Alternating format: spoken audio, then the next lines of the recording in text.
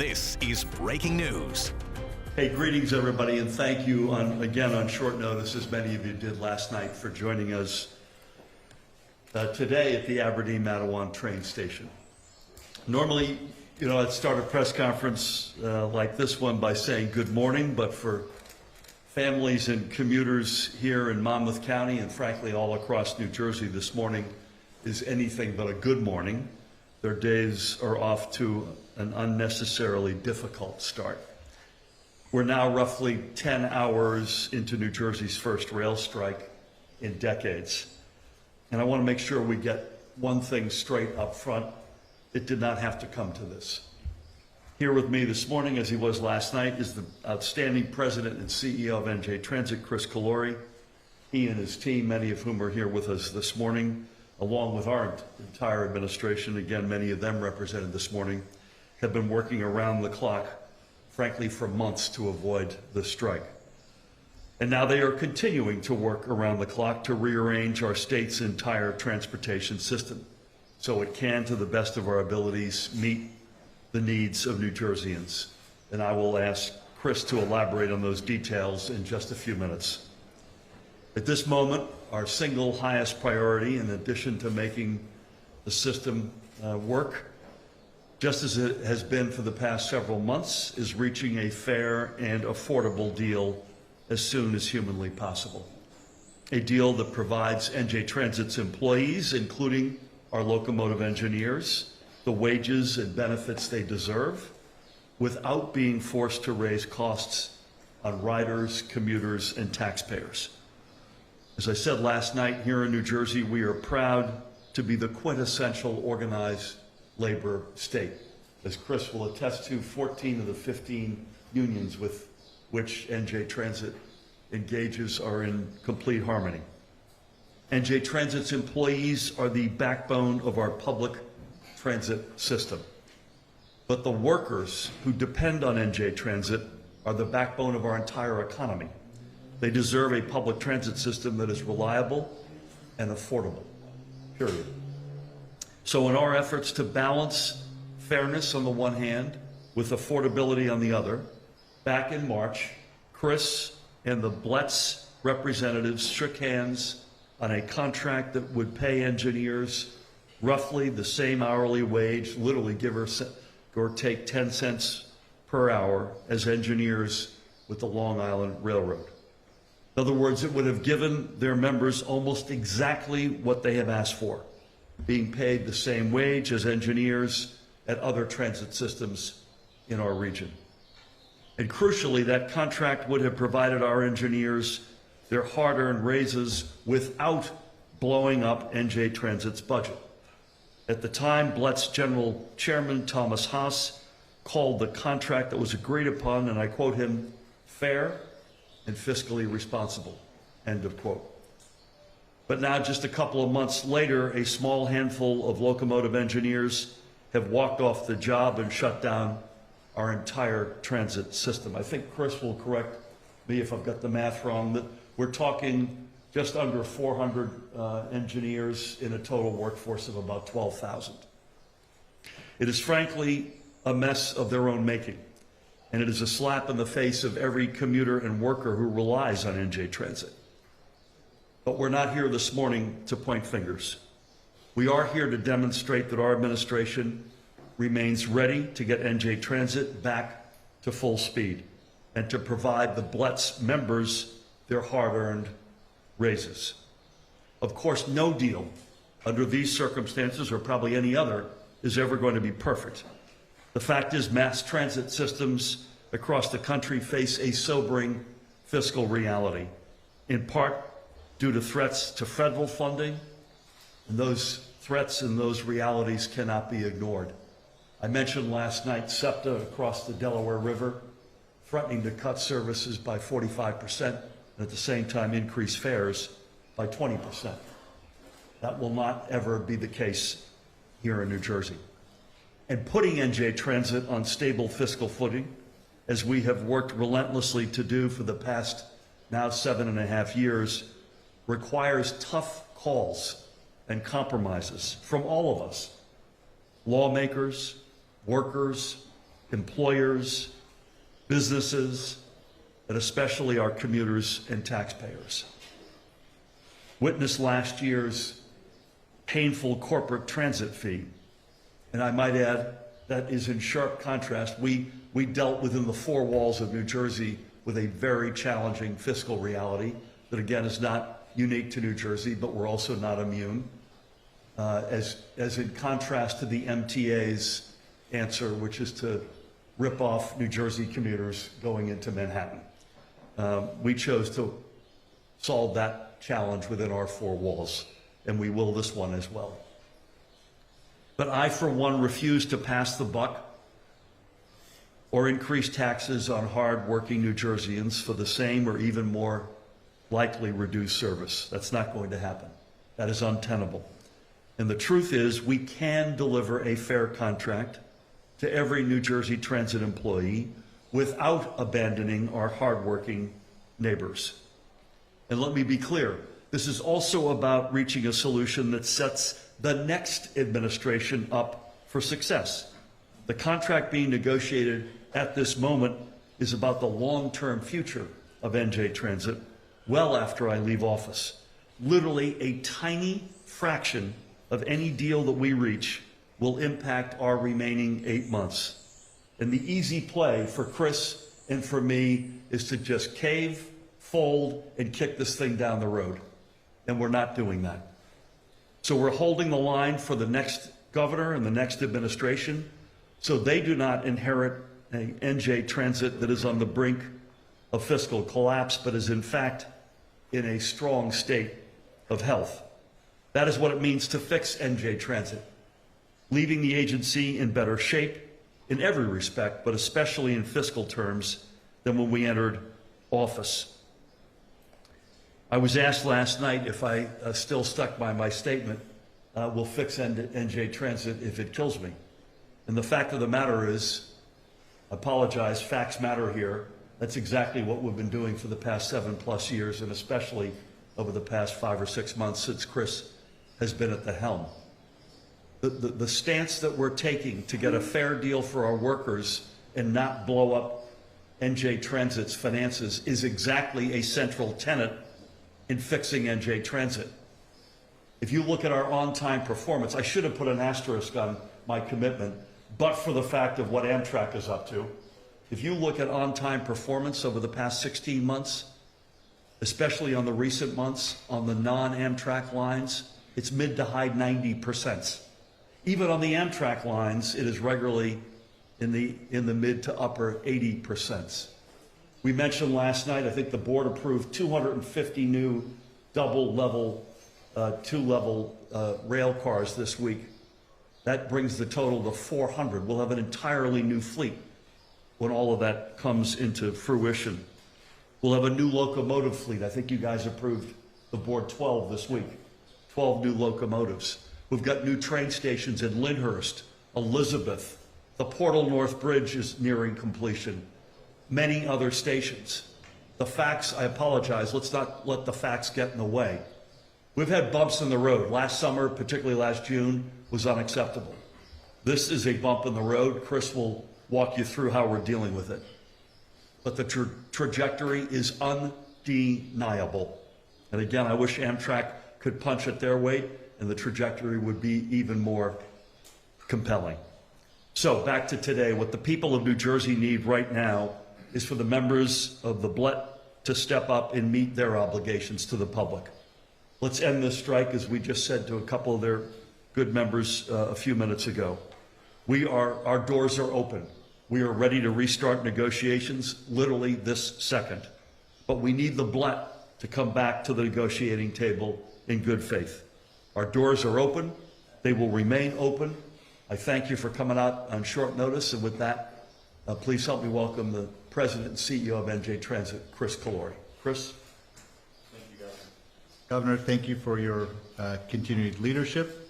And I know this moment of a strike is what any one of us wanted to see.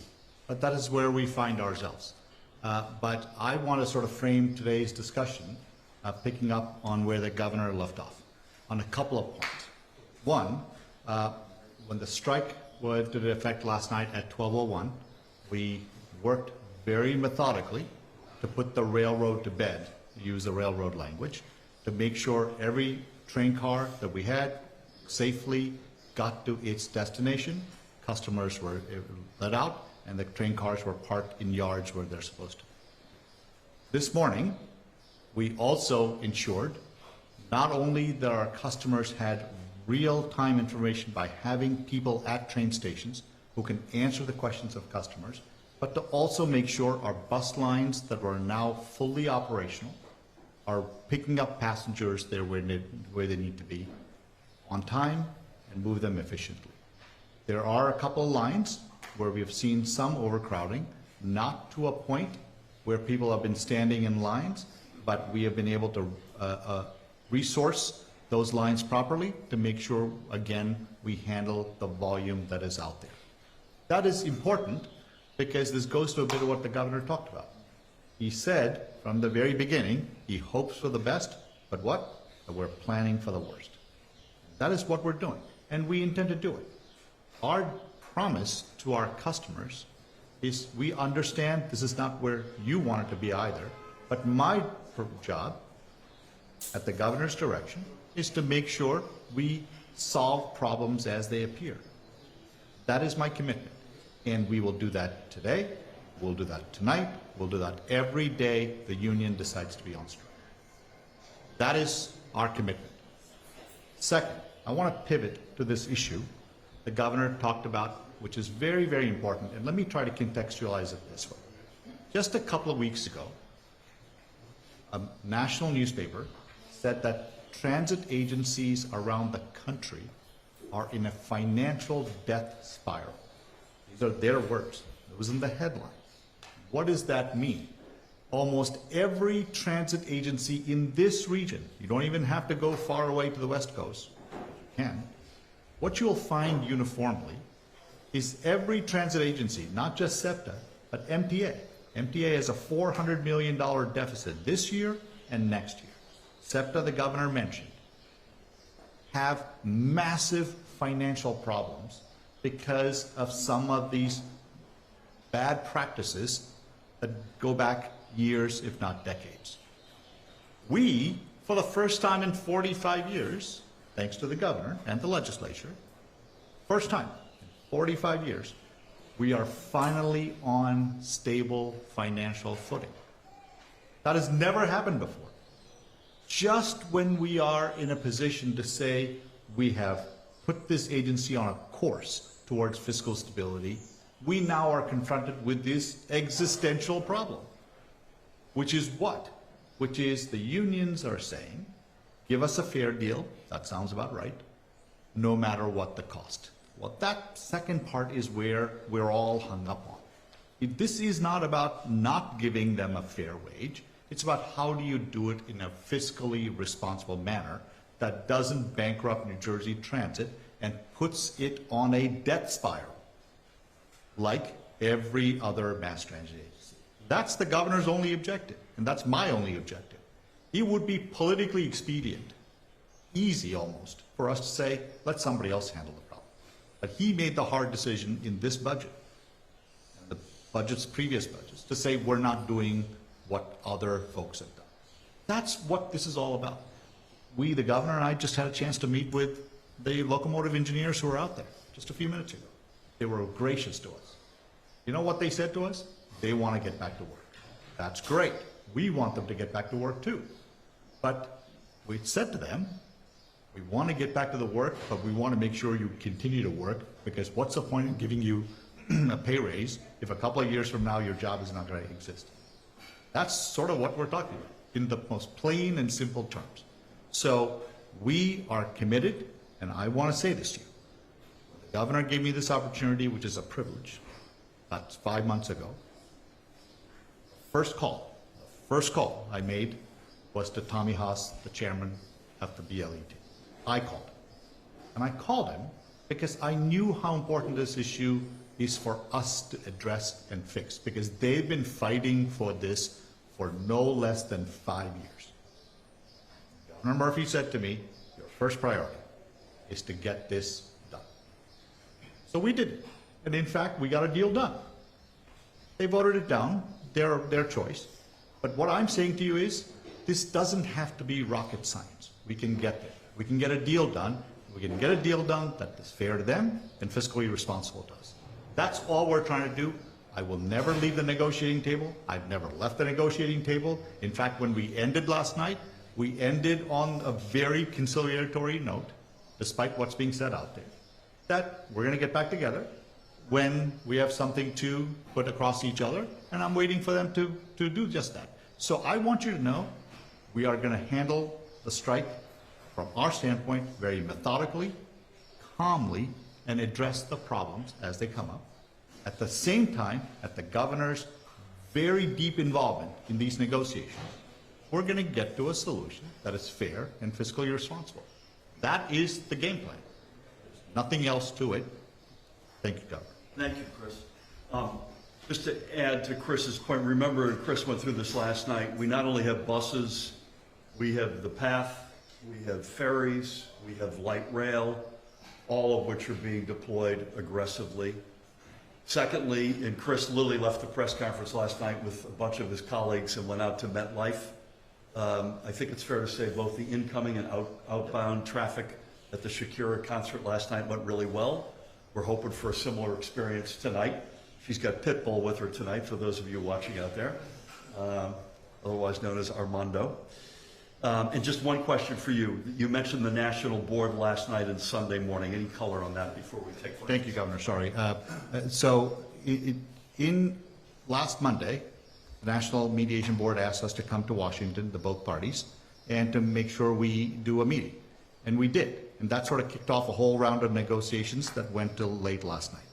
They've now asked us to come back again on Sunday. We're going to do just that to make sure we do it. But I just want to be clear. I don't have to wait till Sunday. I actually saw Mark Wallace, the president of the BLAT this morning at Penn Station. He was walking and I was walking, and we spent a few seconds talking, very, very polite, very normal conversation about how we're going to try and solve this problem together. So I want to convey this message that there isn't this acrimony that somehow gets projected in the media. When we are in the room together, we understand our mission, and I'm telling you right now, I am fully committed at Governor Murphy's direction to get this deal done, but it has to be fair to them, but it has to be fiscally responsible. Well said. One other question. I'm doing the first two questions here. You can channel them through me. Any comment about other unions within NJ Transit in terms of their posture and profile today, if you don't mind? I'll say that we have said to any union member at New Jersey Transit, if they want to come to work, we welcome them to come to work, and they have been coming to work, and they are doing the stuff they're supposed to be doing, and that shows a sense of their commitment to New Jersey Transit's mission. And I think that should be applauded. This isn't something to be vilified for, and we appreciate it, and we'll continue to work. And I want to emphasize what the governor said. The men outside in orange shirts, not transit men, but the other men, the locomotive engineers, want to get back to work, and we want them to get back to work. That is the entire mission here, because ultimately, we want the 350,000 daily riders to be able to use the mass transit system that they rely on. Like any labor action like this, not only is it a real burden and challenge for our commuters, it ultimately is a burden and challenge for those guys out there and their families. So it's in all of our interests to get to a resolution here, and we are wide open for business to do that. Again, it's got to meet those two objectives: fair to them and fiscally responsible for us. We believe that a deal is there, and God willing, that will come to fruition. With that, we'll take a couple of quick questions. Brenda. Hey, good morning. It is Brenda. Yes, I know, it's been a while. Last night I was listening to the live stream, and you indicated that the sticking point arose not from the wage issue that you had gotten very close, but that there was a Me Too provision which added extra expenses which made it prohibitive. When you make these offers, they don't all automatically fold in I mean, how are you negotiating and then having to add in extra expense? And how are you able to negotiate in good faith that way? I'll let Kris address that. It's a very good question, and we did hit it last night, but we should hit it again this morning.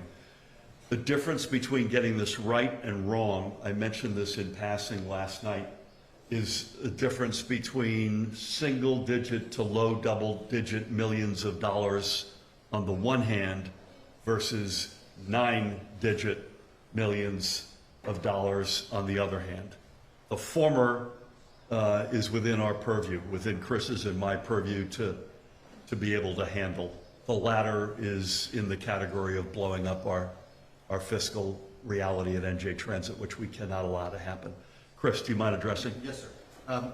I think, let me try to frame it this way. These are incredibly complex agreements, right?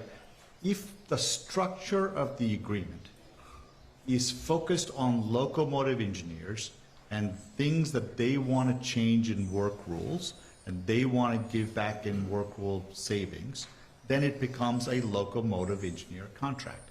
If it looks and feels like it's anything other than that, somebody asked me, are these so-called Me Too clauses consistent in every union contract? The answer is yes. So this isn't just a unique thing for New Jersey Transit. So all we're trying to do is solve for this very important issue of wages that the union has asked for, but in the foundation that the governor talked about, fair and fiscally responsible, is grounded in the structure of the contract as well, because we have to make sure all the concessions we're asking for are locomotive engineer concessions, and all the changes we're producing that'll give them this increase are locomotive specific wage increases, if that makes sense. I'm following up with some Me Too questions as well. So, I'm curious, where is the Me Too? Oh, we gotta get a different title for this category here. Just want to get that off my chest here. But, I mean, is this in current railway contracts, is it the Federal Railway Act or someplace else? And, maybe you can walk us through the process. I mean, how are other unions entitled to it? Do they just come in and say, they got it, we got it, or do you have to wait until they reopen their next contract negotiation? I'm going to hand this one to Kris. Yeah, yes, sir. If done incorrectly, or done correctly, doesn't matter, forget intent for 1 second. Every union, regardless, by the way, of New Jersey Transit or not, this happens at the Turnpike, this happens in firemen, this happens in police, this happens in teachers. In general, that's my understanding. There is what is called a side letter that basically informs a process by which it triggers this clause. And what I am suggesting is, and it is not, think about it from a union's perspective and why they would need a letter like that. If they were first in the door and they made a deal, and a few months later somebody else comes in the door and makes another deal that looks and feels a lot richer for doing basically the same things that these folks are doing, it's meant to protect them. So think about it that way. So it was meant to bring some level of equity, fairness, and parity for going first, if you will. So all we're saying is if our intent is to solve this union's very specific sort of ask, we've said to them, let's put stuff on the table, concessions, if you will, that are very specific to you, and let's change work rules that are very specific to you. So forget all the other unions. We are focused on this union. That's where the governor's point about this could be in the multi-million-dollar from a wage raise. So they're not wrong about that. But what you can't do is sort of be a little careless, because all you care about is getting to a number, which is what the union's position is at the moment, and not worrying about what the consequences could be for the state in the out years, which is what we can't do. It's that straightforward. And by the way, I just repeat, the easy play for this guy and myself is to just sign up for something and not worry about what's going to happen after January 20th of next year. We're not going to do that. We know the shape of this system that we inherited. We will not do that to the next administration. Please. You mentioned that some of the bus lines were overcrowded. Which lines have you seen that on? Yeah. Not a lot, by the way, Yeah, which is I mean, good. so in South Orange and in Central Jersey, when I say bus lines, I'm talking about a couple of buses doing a couple of periods during the morning. But what we were able to do is resource them to make sure the people who are there are handled and put on the buses. But the most important thing you need to know is there were no lines waiting to get on the bus. It was just we have very good technology on our buses where we're able to measure what's going on regular demand versus current demand and be able to sort of handle our demand management of the fleet, if you will. Did any bus operators walk off the solidarity? No. Look, I mean, the governor, with his approval, we just made a deal with the 5,500 members of the bus union last week, and they stuck with pattern, and they are very, very happy, so we have a tentative agreement with them. I don't think we're aware of anybody outside of the engineers not showing up today. Is that fair? Well, yeah, probably. Broadly speaking, at least. Please. On the bus lines, the 4 additional ones that were added, are those full? What are those looking like? And do you think that, it being Friday, how much more is it, the demand going to look like on Monday? Let me start with the last part and then Chris Yeah. give you the details. Friday is clearly the easiest weekday of the 5, notwithstanding MetLife's activities, which is makes it a significant, both last night and tonight, a significant lift. We're very much well aware of that. Frankly, if this had to happen, having it happen at 12:01 on Friday, I think it's fair to say, Chris, gives you and your colleagues a chance to suss out what's working, what's not working, where we need to plus up resources, et cetera, on a day that will be lighter than Monday for sure. And Tuesday, Wednesday, Thursday continue to be our big commute days. Any other color you want to throw out? And let me answer it this way. I think some bus lines are crowded even during regular non-strike days, right? So what I'm suggesting to you is when we identified a few instances on 1 or 2 of our bus lines, we were able to adapt very quickly to solve for that problem, which is sort of the central theme of how we're managing the strike, which is very calmly, methodically identify a problem and solve for it when it happens, which is how good organizations do business. There is no, I have to say, and this is a big shout out to Chris and his team, there's no sense of panic. This is a professional operation. We did not want to see this day come, but they were prepared for it. And I have to say I'm incredibly impressed by their efforts so far. If this spills into Monday, any plans to enhance the contingency or? I think I can answer for Chris and his team to say we're gonna war game what happened this morning and this afternoon, probably tonight as well, because we have I hope it doesn't get out that far, but we got Beyonce coming in for 5 nights beginning next week. I'm sure there'll be lessons learned that will be applied. Please. You implied that the media is over-dramatizing the tone of these talks, but Sean O'Brien referred to you as effing clowns today. So could you give us a straighter depiction of what's really going on in the room between you? I'll let Chris, I didn't see Sean's comment, by the way. Sean's a Boston boy, bless his heart. Didn't these guys leave the Teamsters? Yeah, New Jersey. The New Jersey guys, okay, that's a separate, have to ask Sean what his thoughts are on that. The tone in the room is exactly what you would expect it would be. Chris will give you color, but this is a professional, the fact that we're not agreeing doesn't mean that we're throwing chairs at each other. To the contrary, we just are at an impasse. You should probably add to that. Yeah, look, I've now met with the general chairman, I don't know, over the 120 days I've been in this job, maybe like 10 of those 120 days, 10 weeks out of those 120 days, one way or the other. And I've gotten to know the new president, national president. Look, what I'm trying to convey is I understand that people have to say certain things in the public. I respect that. But what I'm saying to you is my approach always has been to try and sort of understand their position and try to get to a solution. And I think ultimately that is the only objective. So I like to think I have a relatively thick skin, so they can call me whatever they want, but in the end, the question is, do they want a deal or not? I want it. Do they want it? This is the nature of the beast. If you looked at what folks across the aisle would have say about me, and then if you were to look at our private deliberations and negotiations, it's life. It's life. We all know that that's the way it works. Couple other quickies. Where are you? Where are you? I'm back here. Hi. Good morning. Did we not reserve you a seat or what? No, I got here barely. Okay. Yes, good morning. We'd like to ask you, the union says that they had 2 hours left in the negotiations last night, right?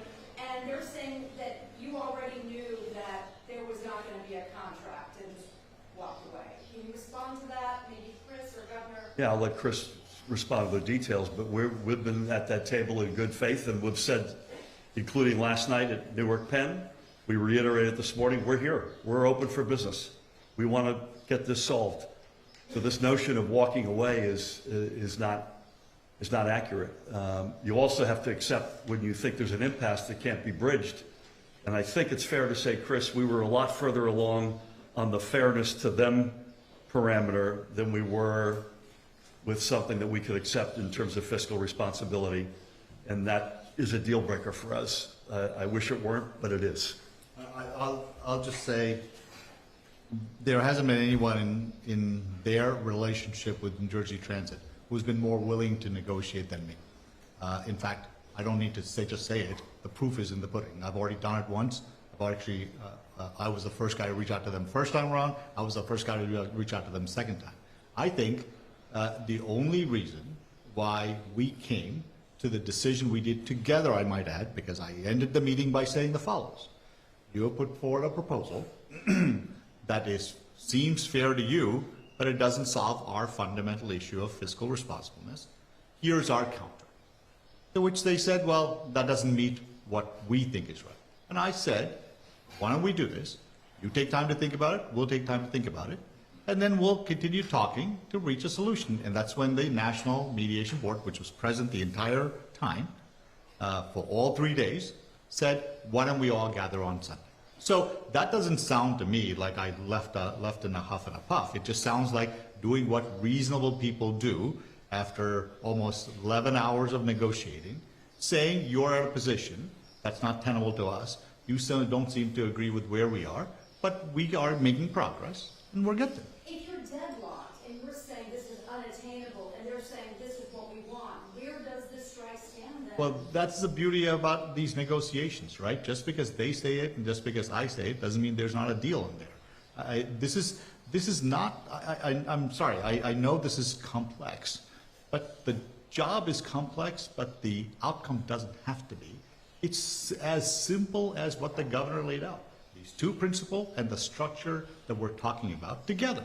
By the way, this doesn't mean they have to accept all our ideas or they have to accept all our ideas. We've had 3 days of extraordinarily productive discussions. And I'll say this to you. If you sort of look at this contract as a 100% deal, we're 95% there. So this isn't, the reason I continue to be optimistic that we can get there is this is about solving for their problem and our need. That's it. We'll get there. Do one or two more, please. You mentioned essential parity of the LIWR engineers' salaries in your latest audit. Said it last night as well, yes. The union, though, said this morning that that number is in reference to a salary that the engineers received 3 years ago at LIWR, and that it would not apply to them until 2 years from now. So it's essentially like a 5-year difference. Can you respond to that? Sure. I think Kris will respond to it, but please. Sure.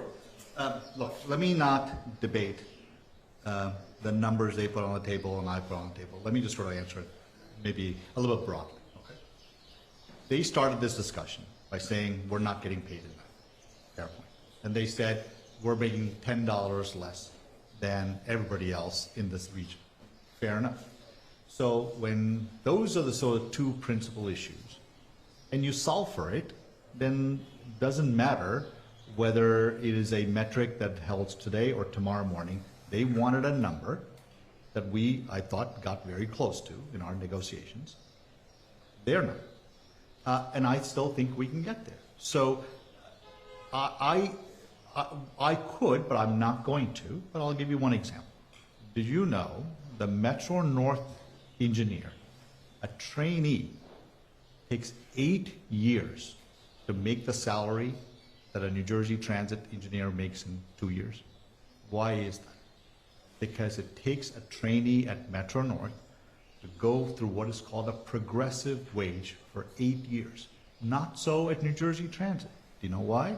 Because the day they're hired, they train for the number of years, just 2 roughly. At the end of 2 years, they make full wage. Full wage. So there is no progression. So I could say, but I don't say it at the table, but I wanted to give you an example. I could say, wait, that's not fair. So why are you demanding a wage in year 2 that is higher than what Metro North makes until year 8? I don't do it. You know why? Because it is not a productive point. We need to focus on what is they're trying to achieve and what we have to achieve. That's it. That's how you get to a deal. And I'm telling you, as long as we're focused on those 2 principles, we can get there. I think we're going to fold the tent. Real quick. Alina, there are reports that Alina Habba could announce charges for Representative Monica McIver following last week's arrest at the Immigration Detention Center in Newark. Your reaction? Same reaction as I had with Mayor Baraka, even more so in this case, because as a member of Congress, unless our lawyers tell me I've got my constitutional facts wrong, they have an absolute right to inspect any facility like that. So I've seen the same rumors. I've got no comment on the specifics, but LaMonica, Bonnie Watson-Coleman, Rob Menendez have absolute rights to inspect those facilities. And if that goes ahead, I think it's just as I said about Ras Baraka, outrageous. Thank you all. Stay tuned. This has been breaking news.